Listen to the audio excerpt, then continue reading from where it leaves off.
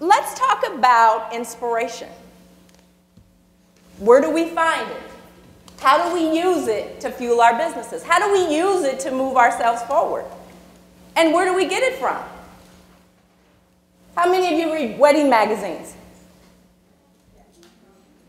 Okay. Want me to tell you the last wedding magazine I read? It happened to be a magazine that one of my clients was featured in probably 4 or 5 years ago. Why don't I read wedding magazines? I don't read them because I don't want to be inspired by what my colleagues are doing. I love my colleagues, I trust them, I know they're amazing, they do great work, but everything that Diann Valentine does needs to come from here.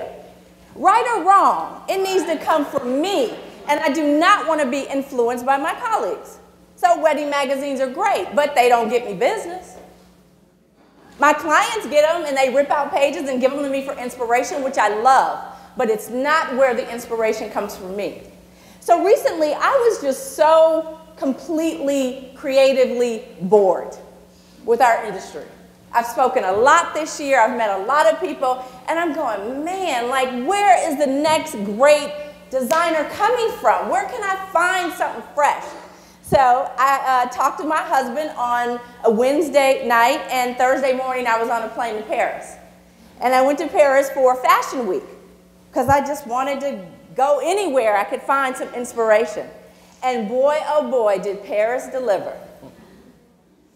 My favorite show of the weekend was the Victor and Rolf show. And if you're a fan of Victor and Rolf, you are a fan, yes, a fan of Victor and Rolf. They are so whimsical and dramatic and glamorous.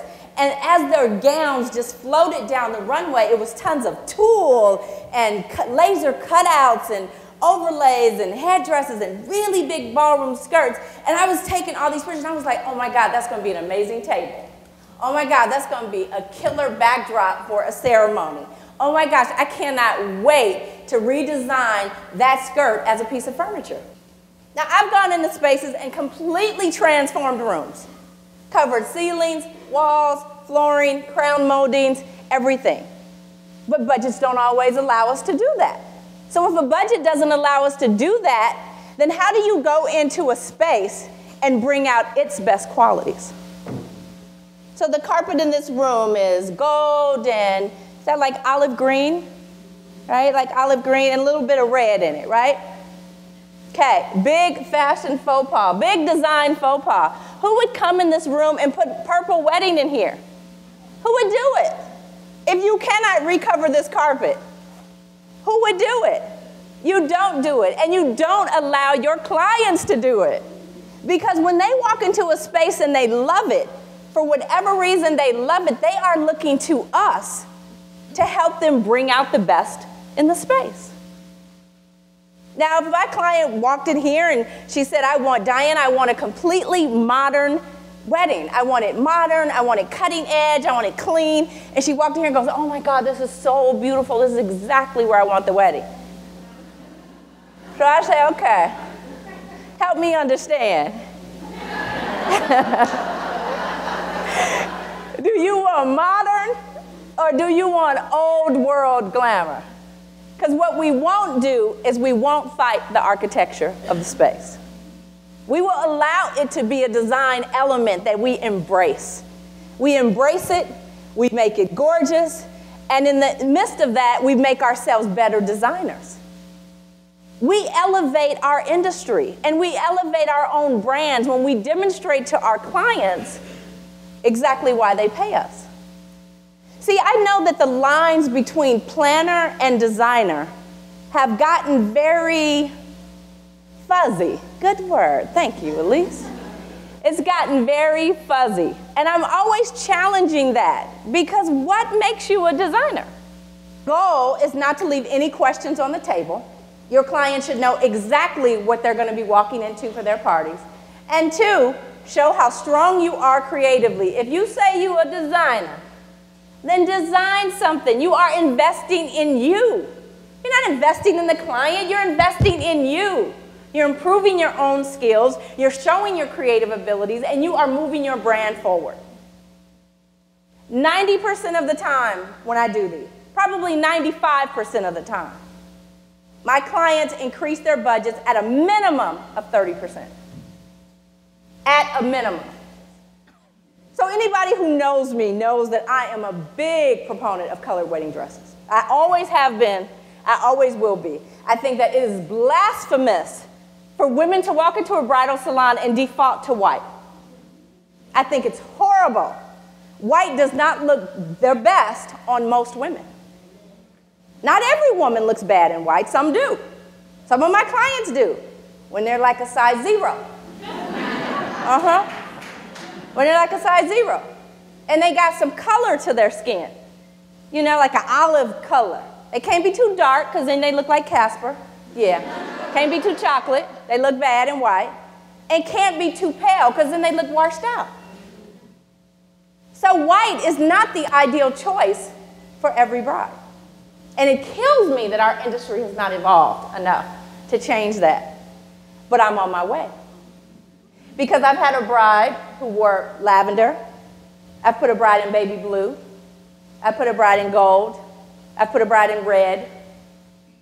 I put a bride in gray. Khalees got married in green. If you've seen my book, the cover of my book is a close-up of Khalees' wedding dress. She was in a green and gold. And when Jennifer Williams with Basketball Wives got married a few years ago, I put her in pink.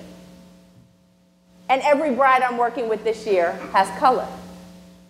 So I'm changing the game. My goal is not to walk into a salon with a bride and tell her what color to wear. It's not my job. My job is to simply give her enough options so that she can see for herself what is the color that's going to make her glow. What is it? We all have one, and I refuse to believe it's white for every woman in love. When Jennifer Williams, when we did her dress, we were in Canada with Inez DeSantos.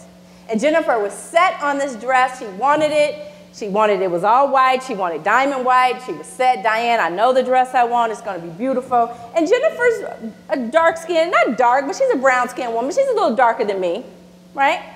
And I knew white was wrong for her. I knew it was wrong. But again, I can't tell my clients what to do. So I called Inez. I said, Inez, we'll be there tomorrow. This is what I want you to do. Please pull me some boats of baby blue. Pull me some boats of blush pink. Pull me some boats of gold. And I'd also like to see a chocolate brown. So we went to the salon.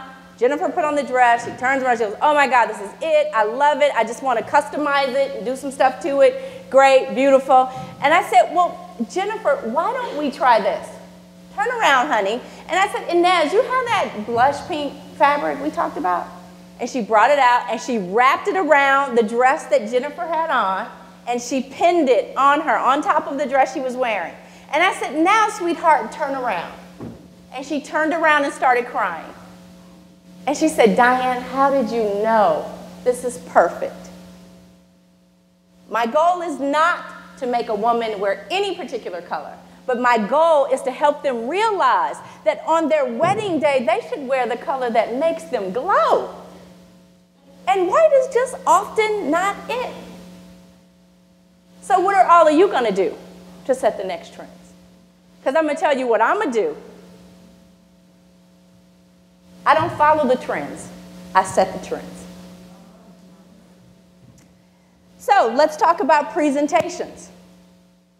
I get asked a lot of questions because people always want to know, Diann, you do such big budget jobs, and how did you get there, and how did you get to doing such big budgets, and how did you get to, you know, doing these celebrity weddings and all this stuff? And, you know, I have a simple philosophy. I believe in 3 things. 3 things, and that's it. I believe in God, I believe in hard work, and I believe in excellence.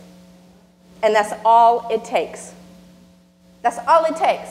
I get up every morning saying, how can I be the baddest chick on the block today? Now, you might think that's arrogant, but it's not. Because for me, I'm fighting an uphill battle. I'm fighting an industry that's got traditions that have been here for hundreds and hundreds of years.